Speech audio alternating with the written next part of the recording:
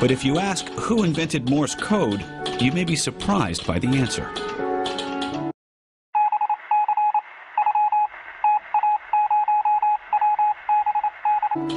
In the 1830s, Samuel Morse is a struggling art professor at New York University. He turns his attention to science and sets out to build a device that can use electricity to send messages through a wire. And it was like bleep, bleep, bleep, bleep, bleep, bleep, bleep. His first telegraph is a complicated, cumbersome device that doesn't work very well.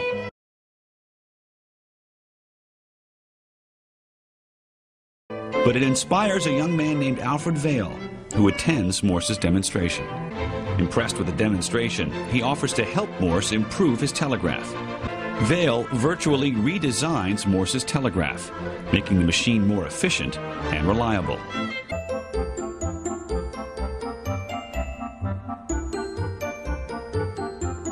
Go get some snacks. Perhaps a carbonated soda. I hope they have ices. I've chosen the large tub.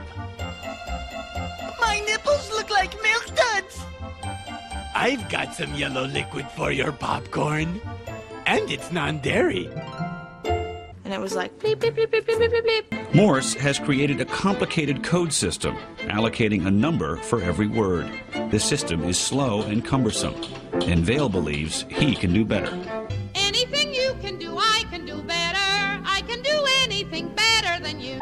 That's where the dot and dash alphabet that we associate with the telegraph is actually born. The patent details both codes, but Vail's system proves easier to use and is quickly adopted. Sender inputs their message using Morse code on one end, transporting it across transcontinental wires, while the receiver automatically records the transmission on the other end. Why does Morse get the credit instead of Vail? Because Vail's name is not on the patent. Samuel Morse effectively patented the first electronic telegraph for instantaneous communication. Like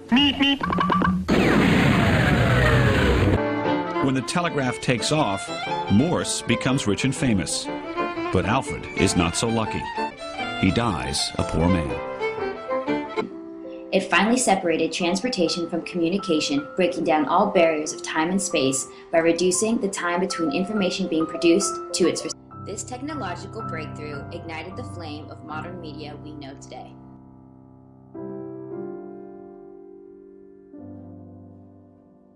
Now we know. And knowing is half the battle.